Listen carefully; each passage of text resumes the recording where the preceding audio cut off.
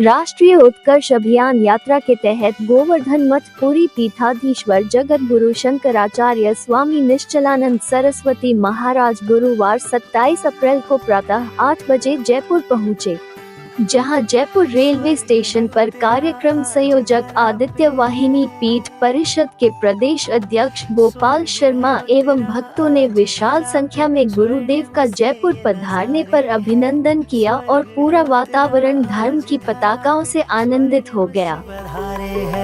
जय हो गुरुवर, स्वागतम गुरुवर, जय हो गुरुवर, सुस्वागतम गुरुवर। स्वागत वंदन अभिनंदन के गूंज रहे जयकारे हैं, स्वागत वंदन अभिनंदन के गूंज रहे जयकारे हैं।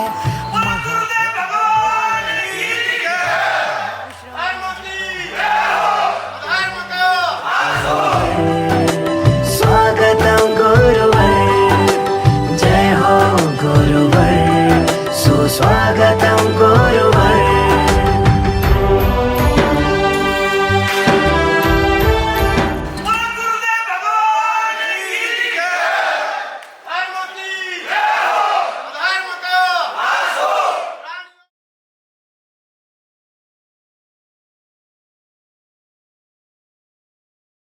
जय हो गुरुवर, स्वागतम गुरुवर, जय हो गुरुवर, सुस्वागतम गुरुवर।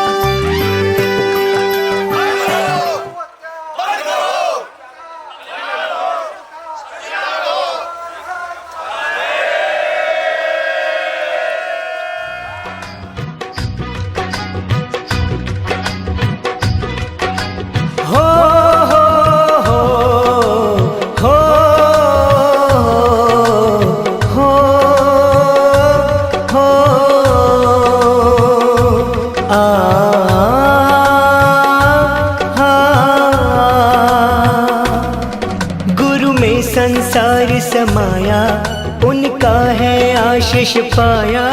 जगत गुरु शंकराचार्य को असंख्य वाहन रैली के साथ जयपुर शहर के विभिन्न मार्गों से मानसरोवर स्थित अस्थायी निवास स्थान परमहंस मार्ग लाया गया। इनसे ही जन्नत है, ये गुरुवर तो ज्ञान के सागर है, इनसे ही। जहां आनंद वाहिनी की महिला मंडल सदस्यों द्वारा दीपों द्वारा आरती की गई।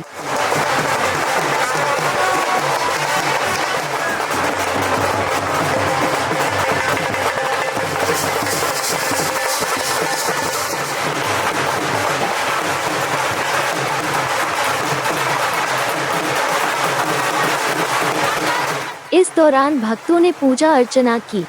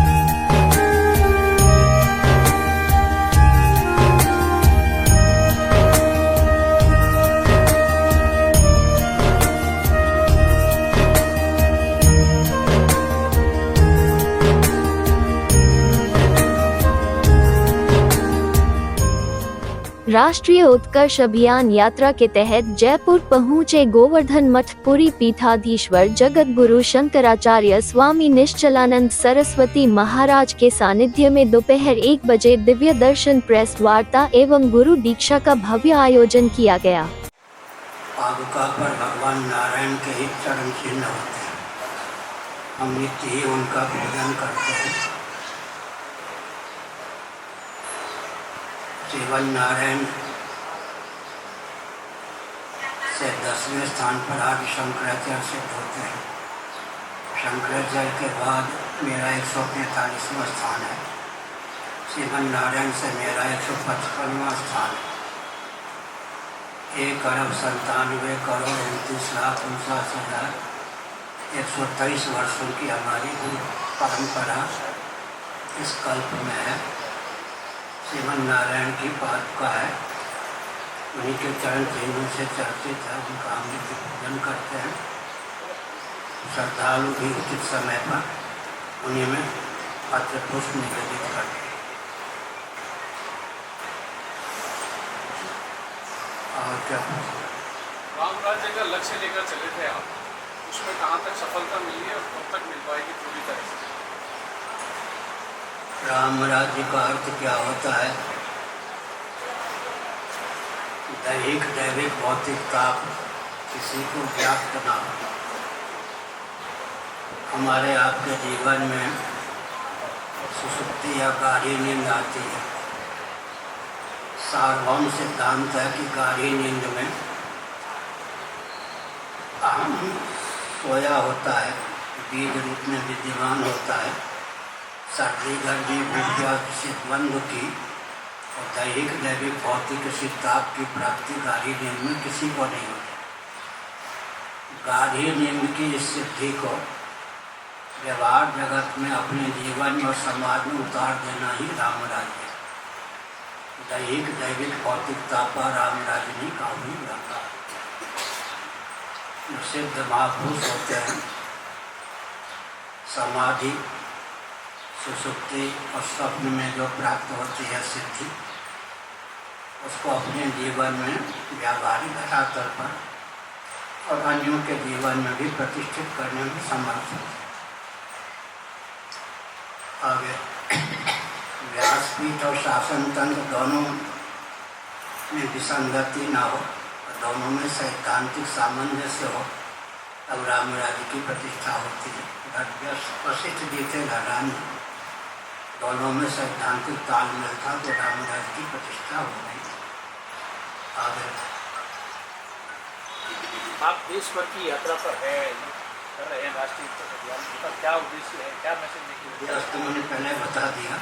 सुसंस्कृत सुशिक्षित सुरक्षित संपन्न सेवापरायण स्वस्थ सविताप्रद व्यक्ति और समाज की संरचना, अन्यों के हित का ध्यान रखते हुए हिंदुओं के अस्तित्व आदर्श की रक्षा, देश की सुरक्षा और अखंडता के लिए कटिबद्धता।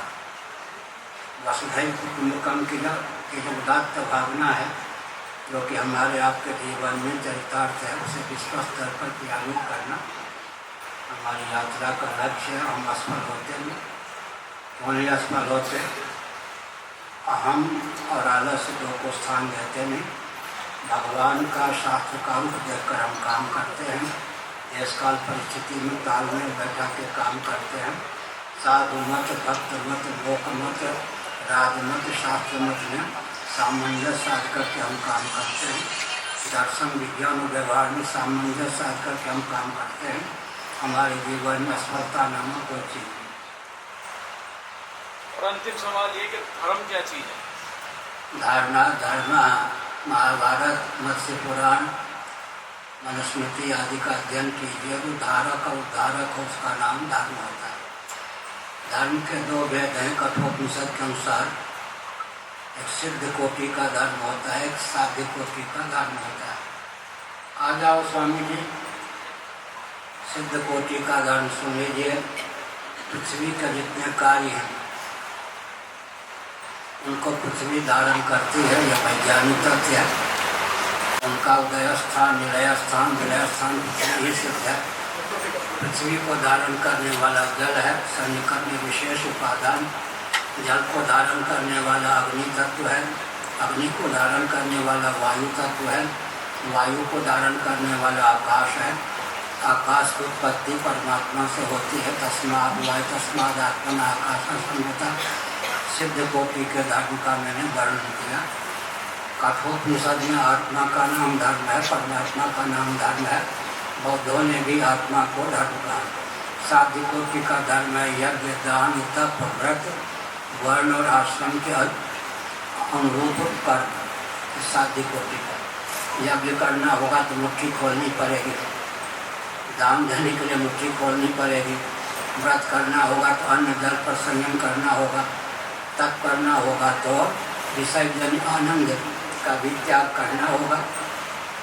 त्यागाच्छांतरनंतरम जीवन में धर्म के द्वारा हो त्याग का बल और वेग प्राप्त होता है। वर्ण धर्म आश्रम धर्म सबकी जीविका जन से सुरक्षित, सबका जीवन दुर्व्यसन मुक्त, शिक्षा रक्षा अर्थ और सेवा के प्रकल्प सदा संतुलित। वर्णाश्रम व्यवस्था जाति व्यवस्था की उपयोगिता। लोग जो सनातन छोड़कर चले गए सनातन धर्म, वो वापस क्या सनातनी बन सकते हैं, और बन सकते हैं तो किस विधि से? ऐसा है कि कौन सा प्रांत है? राजस्थान में जावर एक स्थान है। हमारे पूर्वाचार्य महाभारत की जन्मभूमि। लगभग 30 वर्ष पहले जब मैं शंकराचार्य के पद पर प्रतिष्ठित ही किया गया था, जावर की यात्रा की। वहाँ बहुत से मुसलमान मेरे पास आए। उन्होंने कहा कि हमारे पूर्वज क्षत्रिय थे, हम गो मांस का सेवन नहीं करते, और विवाह की हमारी प्रथा भी सनातन सिद्धांत अनुरूप ही है। हमें गोत्र प्रवर अतुल देवी का भी ज्ञान है, और हजारों की संख्या में हम हैं। उनकी कुल देवी का मंदिर बने, इसके लिए मैंने शिलान्यास किया, पूजन भी किया। वहाँ आप जाकर देख सकते हैं, विशाल देवी जी का मंदिर है। और हमने कहा कि केवल नाम के मुसलमान हुए, बाकी वो सब आचरण आपका क्षत्रियोचित थे, आप सब के सब क्षत्रिय हैं, क्षत्रिय थे हो गए। हजारों की संख्या जावर। इसके लिए कोई विधि है बाकायदा जो दैविक पद्धति में? विधि है कि पश्चाताप प्रायश्चित और पतन से बचने की भावना सुदृढ़ हो। सनातन धर्म दर्शन विज्ञान व्यवहार तीनों दृष्टियों से सर्वोत्कृष्ट है। इस तथ्य का ज्ञान हो तो धर्मचित व्यक्ति होगा ही नहीं। साथ ही साथ सेवा के नाम पर जो हिंदुओं को क्रिश्चियन बनाते हैं, उन पर प्रतिबंध इसलिए लगना चाहिए कि सेवा का पर्यवसान शोषण में करते हैं, हिंदुओं को अल्पसंख्यक बनाने का प्रयास करते हैं, उनका अभियान है। ऐसी स्थिति में एक हिंदू परिवार से आस्थापूर्वक अपनत्वपूर्वक औसतन 1 रुपया रोज निकले, 1 घंटा रोज निकले, अपने क्षेत्र के मठ या मंदिर को केंद्र बनाकर या अपने घर को ही केंद्र बनाकर उस समय का संपत्ति का उपयोग उसी क्षेत्र को हर प्रकार से सुव्यवस्थित करने में हो। अपने क्षेत्र की समस्या की सूची बनाइए, 80% समस्या का समाधान ताल में बैठा कर लीजिए। शासन तंत्र ऊपर निर्भर मत रहिए। कुछ ऐसी समस्याएं होती हैं रेल इत्यादि को लेकर जो शासन तंत्र ऊपर निर्भर है, उसके ऊपर छोड़ दीजिए, लेकिन 80% समस्या का समाधान जब स्वयं करने का प्रयास करेंगे, उसमें भी शासन तंत्र की सहभागिता होगी और शासन तंत्र से संबद्ध राजनेता हावी नहीं होंगे, वो अनावश्यक रूप से छाएंगे नहीं। साथ ही साथ अपने क्षेत्र के विधायक हों, सांसद हों, 3 महीने में एक बार शिष्टमंडल बनाइए, उनके बीच में उपस्थित हों, उनसे पूछा जाए कि हमने किस भावना से आपको विधायक या सांसद बनाया, आपको स्मरण रहना चाहिए और अपने दायित्व के निर्वाह में आपने क्या क्या किया है, उनको आगे 3 महीने के लिए कोई योजना दीजिए तो संभव हो। इस प्रकार होगा तो नियंत्रित रहेंगे विधायक भी, सांसद भी, क्षेत्र बहुत परिष्कृत होगा। महाराज जी, आप हिंदू राष्ट्र बनाने के लिए यात्राएं कर रहे हैं। एक बार बात करें राजस्थान की, तो यहाँ अलग अलग समुदाय और जाति आरक्षण को लेकर आंदोलन कर रही है, जो अभी भी जारी है। तो क्या राम राज्य की स्थापना हो पाएगी ऐसे? वीपी सिंह प्रधानमंत्री हुए या नहीं? वीपी सिंह नामक व्यक्ति प्रधानमंत्री हुए, उत्तर प्रदेश के थे। उन्होंने आरक्षण आजकल जो है उसको उद्घाटित किया। उनकी भावना थी कि अंतिम सांस तक मैं प्रधानमंत्री बना रहूं, वो तो हुआ नहीं। उस समय में मेरठ में था और मैंने कहा था आरक्षण में 5 दोष हैं। आज भी मैं कहता हूँ, प्रतिभा की हानि, प्रगति की हानि, प्रायोगिक नहीं। जितने व्यक्ति आरक्षण में अधिकृत हैं उससे कम नौकरियां हैं। प्रतिभा की हानि, प्रगति की हानि, प्रायोगिक नहीं, प्रतिशोध की भावना। जूनियर से जूनियर जब सीनियर से सीनियर पद पर पहुँचता है तो प्रतिशोध की भावना होती है। अंत में परतंत्रता, राष्ट्र विखंडित होता है। आज भी मैं अडिग हूँ। वर्तमान आरक्षण में ये 5 दोष हैं। प्रतिभा की हानि, प्रगति की हानि, प्रायोगिक नहीं, प्रतिशोध की भावना और परतंत्रता। हम आरक्षण का अत्यंत पक्षधर हैं, लेकिन सनातन विधा से तो हर व्यक्ति की जीविका जन्म से सुरक्षित थी या नहीं? चप्पल बनाने का काम कौन करते थे? वस्त्र सीने का काम, वस्त्र बनाने का काम कौन करते थे? जिनको आजकल पहले भी शूद्र कहते थे, लघु उद्योग, कुटीर उद्योग, सबका स्वामित्व तो उन्हीं के हाथ में था। उत्पादन विभाग उनके हाथ में था या नहीं? इसका अर्थ है कि वे उचित लाभ लेकर वैश्य को बेच देते थे, वैश्य फिर उचित लाभ लेकर वितरण कर देते थे, तो महंगाई भी नहीं बढ़ती थी, वितरण भी हो जाता था और हर व्यक्ति की जीविका जन से सुरक्षित रहती थी। इससे बढ़िया आरक्षण की व्यवस्था क्या होगी? शिक्षा, रक्षा, अर्थ और सेवा के प्रकल्प संतुलित रहते थे। साथ ही साथ मातृशक्ति का शील भी सुरक्षित रहता था। यह सब सनातन धर्म के अनुसार जो आरक्षण है उसकी विशेषताएं थी। America, Britain, Germany, Japan, France, जहाँ परंपरा से ब्राह्मण, क्षत्रिय, वैश्य इत्यादि नहीं है, उनकी लाचारी है कि वैकल्पिक ब्राह्मण आदि बना दें। भारत में तो वैकल्पिक ब्राह्मण आदि की आवश्यकता नहीं है। अब बुरा न मानो, होली है, शिक्षक जो हैं ये वैकल्पिक ब्राह्मण हैं या नहीं? शिक्षा तंत्र को इन्हीं से खतरा है या नहीं? शिक्षा विभाग में इन्हीं से पतन हुआ या नहीं? पुलिस और मिलिट्री वाले क्षत्रियों के विकल्प हैं। रक्षा विभाग में स्खलन इन्हीं के द्वारा हुआ या नहीं? वैश्य का विकल्प निकाला गया उद्योगपतियों को, इन्हीं से अर्थ को खतरा है या नहीं? शूद्र का विकल्प निकाला गया स्वयं सेवकों को, इन्हीं से सेवा को, श्रम को खतरा है या नहीं? जो विकल्प निकाला गया वो तो हमारे लिए काल सिद्ध हो रहा है। जब मूल व्यवस्था थी तो विकल्प की क्या आवश्यकता थी? हाँ, पूछना है कुछ? तो चुनाव आने वाले हैं, ऐसे में धर्म को लेकर राजनेता अपना टूल बना रहे हैं, तो धर्म को टूल बनाना सही है जीतने के लिए? पहली बात तो यह है कि किसी भी वस्तु का दुरुपयोग करना उचित नहीं है, लेकिन धर्म की सीमा के बाहर तो राजनीति है ही नहीं।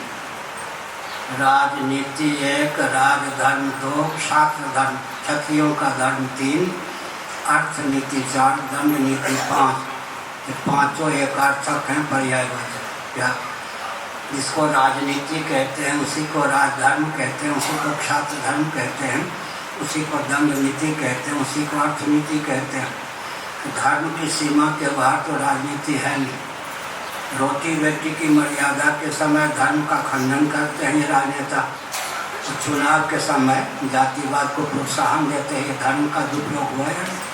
मुझे पूछना है, ये जो गो तस्कर हैं, गो तस्कर, पिछले दिनों राजस्थान में घटना हुई थी, गो तस्कर जो है ऐसा आरोप लगाता है कि गो रक्षकों ने उनको अगवा किया और हत्या कर दी। गो तस्कर जो है गायों की तस्करी करते हैं। कौन क्या कहा? गो तस्कर जो होते हैं गायों की तस्करी करते हैं, उनको यहाँ राजस्थान में अलवर के साइड उनको अगवा किया और अगवा करके गो रक्षकों ने उनकी हत्या कर दी। इस बारे में आपका क्या कहना है? कि गो उन्होंने तस्करों, गायों की हत्या की हाँ गो तस्करों ने गायों और वो हत्यारों की हत्या किसी और ने की थी, यही ना? मतलब ये आरोप लगा कि गो तस्कर जो है उनको अगवा करके गो रक्षक जो है शासन उन्होंने, तंत्र की दिशाहीनता के कारण ये सब बवाल होता है। उत्तर प्रदेश में भी तो कोई शासन है या नहीं? वहाँ कहाँ इस प्रकार का बवाल मचता है? नहीं क्यों मचता है? आसाम में भी कोई मुख्यमंत्री होंगे, वहाँ नहीं इस प्रकार का बवाल होता, राजस्थान में क्यों होता? मुख्यमंत्री जो भी हो, राज्यपाल, मुख्यमंत्री, ये सब और IPS IAS ये सब अपने दायित्व का निर्वाह नहीं करते तो इस प्रकार का बवाल मचता है। और सुनिए, राजनेताओं के पास शब्द वेधी बाण होते हैं। दशरथ जी शब्द वेधी बाण चलाने में निपुण थे या नहीं? सवर्ण असवर्ण शब्द वेधी बाण का उपयोग करके देश को कहाँ पहुँचा दिया।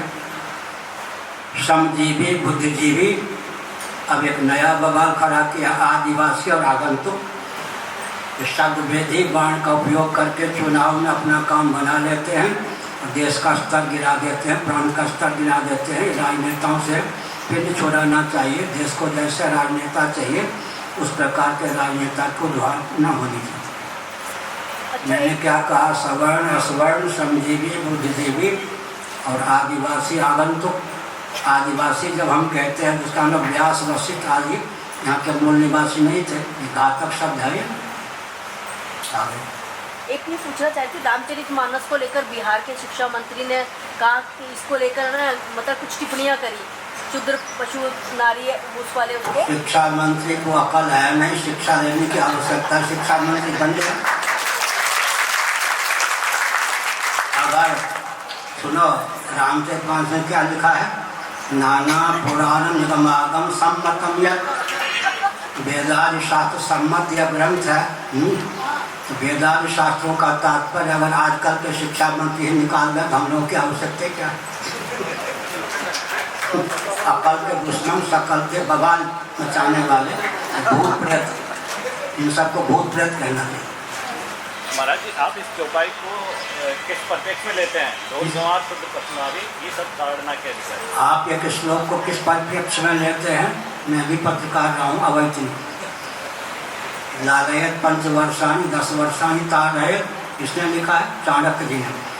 घर के जो बच्चे होते हैं 5 वर्षों की आयु तक, 5 वर्ष तक लाड प्यार दीजिए। आगे 15 वर्ष की आयु तक 10 वर्ष सीमा है ना, उनको अगर लाड प्यार ही देते रहेंगे, हम शासित नहीं रखेंगे तो बिगड़ जाएंगे, विद्या और कला निपुण नहीं होंगे। तो ताड़न काट मार के फेंक देना नहीं। ढोल है या नहीं? ढोल को सजा के पाउडर लगा के रख लीजिए, प्रयोजन की सिद्धि हो जाएगी क्या? जिस वस्तु और व्यक्ति से जिस प्रयोजन की सिद्धि अपेक्षित है, उस वस्तु और व्यक्ति से उस प्रयोजन की सिद्धि हो, तदनुकूल जो अंगन्यास, करन्यास इत्यादि है, उसका नाम ताड़न है। हारमोनियम को क्या फोड़ देते हैं या तबला को फोड़ देते हैं? उचित हथेली का, उंगलियों का विन्यास, और जाति लोग तो पाँव का उपयोग करते हैं कपड़ा सीने में, हथेली का उपयोग करते हैं। तो मैंने एक ही बात में सब कुछ कह दिया। जिस वस्तु और व्यक्ति की उत्पत्ति का जो प्रयोजन है, उस प्रयोजन की सिद्धि के लिए जो तदनुकूल व्यापार है, उसी का नाम व्यवहार है, उसी का नाम ताड़न है। मार के फेंकने का नाम ताड़न है। ढोल पहले ले लीजिए। हाथ का, हथेली का उपयोग नहीं करेंगे तो आवाज़ आएगी क्या? स्वर लहरी होगी क्या? आगे जहाँ जाते हैं ये प्रश्न पूछा ही जाता है, तो नई बात नहीं। आगे उनके है चीफ मौलाना सैयद, उन्होंने कहा कि अल्लाह और ओम जो है एक ही है। उन्होंने कहा, सुनो, मैंने कहा था, उसी की नकल किया इन लोगों ने। संस्कृत में अल्लाह शब्द का अर्थ होता अम्बा, माँ शक्ति। मैं नहीं कहा था, वो लोग अब कहने लगे। संस्कृत में अल्लाह शब्द का अर्थ होता अम्बा, मातृशक्ति, शक्ति। अल्लाह बहुवचन में होता है 10 महाविद्या। अल्लाह शब्द संस्कृत का है। अल्लाह का अर्थ होता है, लौकौंदी आदि पर है, अल्लाह का अर्थ होता अम्बा, अल्लाह बहुवचन है, प्लूरल है, उसका अर्थ होता है 10 महाविद्या। जो बागेश्वर धाम वाले धीरेन्द्र शास्त्री जी है, उस बागेश्वर धाम के बारे में और धीरेन्द्र शास्त्री जी के बारे में आपका क्या? और मेरी जानकारी प्राप्त करी है तो बढ़िया है। हमें कथावाचक का जीवन चरित्र पढ़ूँ, उनकी जानकारी प्राप्त करूँ, तो भजन कर करूँ। हाथी साल नहीं कुछ पाया जाता है ना, किसी एक व्यक्ति का नाम लेकर उसकी समीक्षा हमसे कराना हमारे पद का उपयोग हुआ किससे बात करें तो ध्यान रखना चाहिए। किसी व्यक्ति, अब मैं तो अखबार कभी कभी पढ़ता हूँ, हिंदी मिल जाए तो, अब उन वो अच्छे हैं ऐसा हमने सुना है, हिंदुओं के लिए काम करते हैं, लेकिन अब मैं शंकराचार्य के पद पर हूँ। मेरे पास आए भी थे, गोपाल की तरह बैठे थे। मैं शंकराचार्य के पद पर हूँ, किसी कथावाचक के हमसे समीक्षा करवाना ये सब उचित नहीं, पद का दुरुपयोग हुआ है। मैं जो बोलता हूँ पूरे विश्व पर असर पड़ता है। पाश्चात्य जगत की अंधानुकृति का फल है, सनातन धर्म के अनुसार के संभव ही नहीं। स्वतंत्र भारत में दिशाहीनता अधिक हुई है। हम स्वतंत्रता के पक्षधर हैं, लेकिन पाश्चात्य जगत की अंधानुकृति के कारण यह सब बवाल हो रहा है। हमारे यहाँ तो मातृ देवो भव, पितृ देवो भव, आचार्य देवो भव, अतिथि देवो भव, वसुधैव कुटुम्बकम सर्वं खलुइदं ब्रह्म उदात्त सिद्धांत है। व्यवहार भीतर अनुकूल ही है। आगे तो पहले उनसे पूछना चाहिए, अगर आप नपुंसक हैं तो आपने नपुंसक से शादी की या नहीं, अगर आप पुरुष हैं तो पुरुष से शादी की है या नहीं, अगर आप स्त्री हैं तो स्त्री से शादी की है नहीं। तो कहेंगे नहीं, तो हम फिर कहना चाहिए समाज को एक कलम क्यों देना चाहते हैं। न्यायाधीशों से पूछना चाहिए, कदाचित आप नपुंसक हैं, नपुंसक से शादी आपने नहीं की है, कदाचित आप पुरुष हैं तो पुरुष से तो शादी आपने नहीं की है, कदाचित आप स्त्री हैं तो स्त्री से तो आपने शादी नहीं की है। तो अपने जीवन में उस समलैंगिकता को उतारा नहीं, तो समाज को एक कलम क्यों देना चाहते। विवाह जो है, विवाह विशुद्ध धार्मिक क्षेत्र का विषय है, उसके न्यायाधीश हम लोग हैं। शासन तंत्र को कोई अधिकार नहीं होता, या किसी कोर्ट को, न्यायालय को अधिकार नहीं होता कि हमारे धार्मिक कृति में हस्तक्षेप करे। विवाह के ऊपर ही वंश निर्भर है, राष्ट्र निर्भर है। उसी में विसंगति ला देंगे तो राष्ट्र कहाँ जाएगा।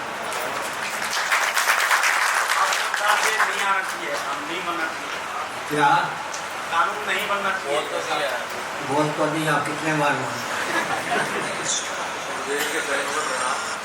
गुरुदेव, कुछ समय पूर्व अभी तुर्की देश में बड़ा भयंकर भूकंप आया, जिससे लाखों लोगों की मृत्यु हो गई। तो क्या ये उस विश्व स्तरीय शोधन प्रक्रिया का एक हिस्सा है, और भारत में कब ये शोधन आरंभ होगा? शोधन की प्रक्रिया, पृथ्वी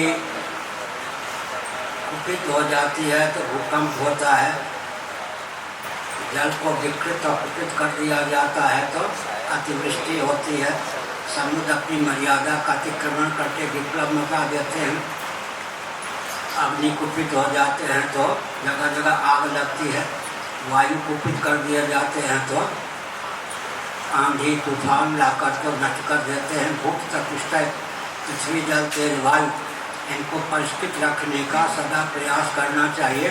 भौतिक विधा से विकास को परिभाषित और क्रियान्वित करने का यह बवाल है, फल है।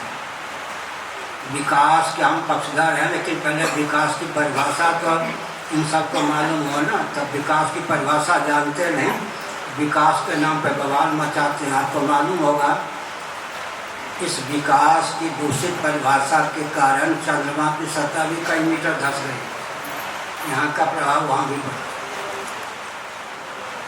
और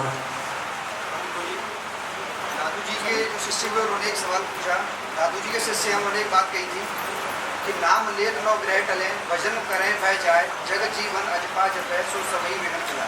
जो भय है वो नाम जपने से मिटता है, जो भागवत जी कहती है, या भजन करने से गुरु मंत्र है उसको जपने से भय मिटता है, या फिर नाम भगवान नाम का जप करेंगे तो अवयम सत्य संशुद्धि ज्ञान योग व्यवस्थित, अंतःकरण शुद्ध होगा, समाहित होगा, अंत में भय मुक्त जीवन प्राप्त होगा। द्वितीयाद वही भय भगवती, अयम द्वितीया विनिवेश तस्यात् भजन करते करते अद्वैत तत्व का ज्ञान होगा। अद्वैत तत्व का ज्ञान होगा तो भय विहीन जीवन प्राप्त होगा। पहले तो पाप से भय होना चाहिए, बाद में निर्भय होने का मार्ग प्रशस्त करना चाहिए। हम उपासना के समय बैठते हैं, गुरु मंत्र का या दीक्षा मंत्र का जब जप करते हैं तो हमारे मन में हमारे इष्ट देव या भगवान के प्रति क्या उद्देश्य, क्या भावना होना चाहिए, उस समय क्या प्रयोजन होना चाहिए, हम क्यों कर रहे हैं भगवान को। जप का जो अर्थ है देवता, पहले उनका चिंतन करके फिर उनके प्रति जप को समर्पित करने की भावना से जप होना चाहिए। योग दर्शन में लिखा है आगे।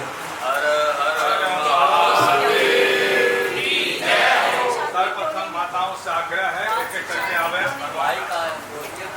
प्रेस वार्ता के पश्चात भक्तों ने भगवान नारायण की पादुका का पूजन मानसरोवर स्थित श्री राम गोपेश्वर महादेव मंदिर में किया। आप लोग ज्यादा से ज्यादा संख्या में आवे। आज धर्म सभा में महाराज श्री जहाँ भागवत हो रहा है वहाँ जी को प्रवचन देंगे और कल यहाँ पर सनातन संत समिति है जो भव्य भारत के निर्माण में योगदान देना चाहते हैं, भारत को हिंदू राष्ट्र देखना चाहते हैं। आप श्री सुरेश सिंह जी जो आदित्य वाहिनी के राष्ट्रीय महामंत्री हैं, आप लोगों से आग्रह है उनसे आप संपर्क कर सकते हैं। श्री प्रफुल्ल चैतन्य ब्रह्मचारी जी हैं, आप इन लोगों से संपर्क कर सकते हैं। महाराज श्री द्वारा 200 से अधिक ग्रंथ लिखे गए हैं। लाइन बना ली, शांति से एक एक करके आते जाइए, खड़े खड़े प्रणाम करिए, बढ़िए बातचीत मत करिए, बढ़ते चलिए। महाराज से जुलाई 2021 में दिव्य वाणी से घोषणा किए थे गोवर्धन मठपुरी में जो 3.5 साल में भारत हिंदू राष्ट्र होगा, जिसका राष्ट्रीय अधिवेशन 18 दिसंबर 2021 को द्वारका धाम में संपन्न हुआ। इसी क्रम में अंतर्राष्ट्रीय हिंदू राष्ट्र अधिवेशन नेपाल के जनकपुर में रामनवमी के पावन अवसर पर 10 अप्रैल 2022 को संपन्न हुआ। 30 नवंबर को संपन्न हुआ। 5वां बसंत पंचमी के पावन अवसर पर तीर्थराज प्रयाग में हुआ। परसों आदि शंकराचार्य जयंती के पावन अवसर पर तालकटोरा स्टेडियम में विश्वव्यापी हिंदू राष्ट्र अधिवेशन को संपन्न करते हुए महाराज से यहाँ आपके राजस्थान की राजधानी जयपुर में आए हैं। आप लोगों से आग्रह है कि आज ज़्यादा से ज़्यादा लाइन बना ली, खड़े खड़े प्रणाम करिए, बढ़िए बातचीत मत करिए, बढ़ते चलिए। शाम 6 बजे नरसिंह बगीची में चल रही श्रीमद् भागवत कथा में जगत गुरु शंकराचार्य जी उपस्थित हुए एवं प्रवचन संगोष्ठी की।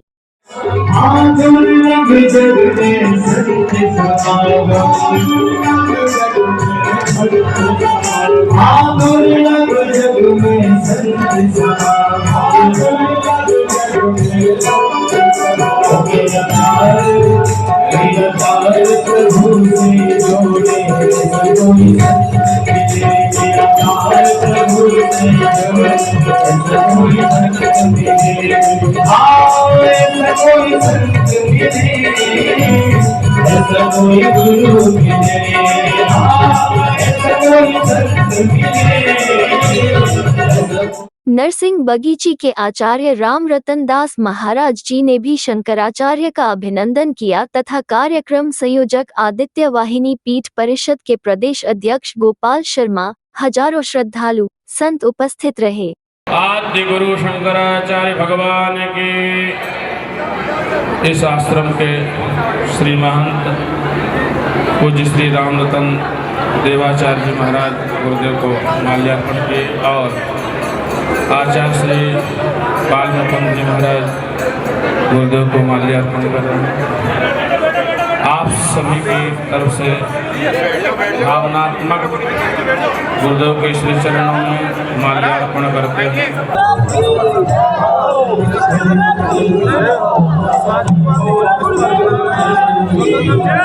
शंकराचार्य महाराज की